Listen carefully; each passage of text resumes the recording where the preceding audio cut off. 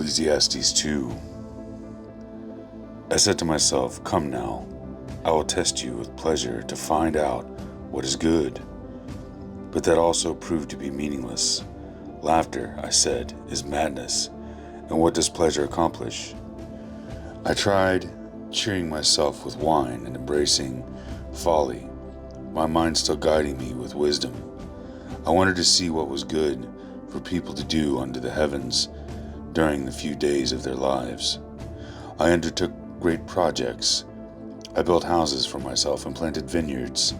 I made gardens and parks and planted all kinds of fruit trees in them. I made reservoirs to water groves of flourishing trees. I bought male and female slaves and had other slaves who were born in my house. I also owned more herd and flocks than anyone in Jerusalem before me. I amassed silver and gold myself and the treasure of kings and provinces. I acquired male and female singers and a harem as well, the delights of a man's heart. I became greater by far than anyone in Jerusalem before me, and all this wisdom stayed with me. I denied myself nothing my eyes desired. I refused my heart no pleasure. My heart took delight in all my labor, and this was the reward for all my toil. Yet when I surveyed all my hands had done, and what I had toiled to achieve, everything was meaningless, a chasing after the wind.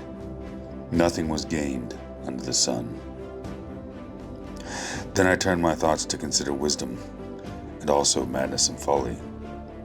What more can the king's successor do than what has already been done? I saw that wisdom is better than folly, just as light is better than darkness. The wise have eyes in their heads, while fools walks in darkness.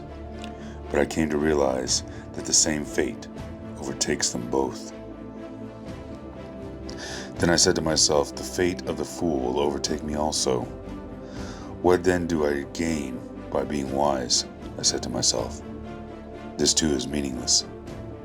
For the wise, like the fool, will not be long remembered. The days have already come when both have gone and been forgotten. Like the fool, the wise too must die.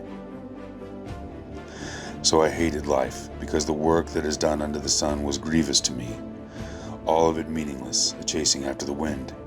I hated all things I had toiled for under the sun, because I must leave them to the one who comes after me. And who knows whether that person will be wise or foolish. Yet they will have control over the fruit of my toil, into which I have poured my effort and skill under the sun. This too is meaningless, so my heart began to despair over all my toilsome labor under the sun.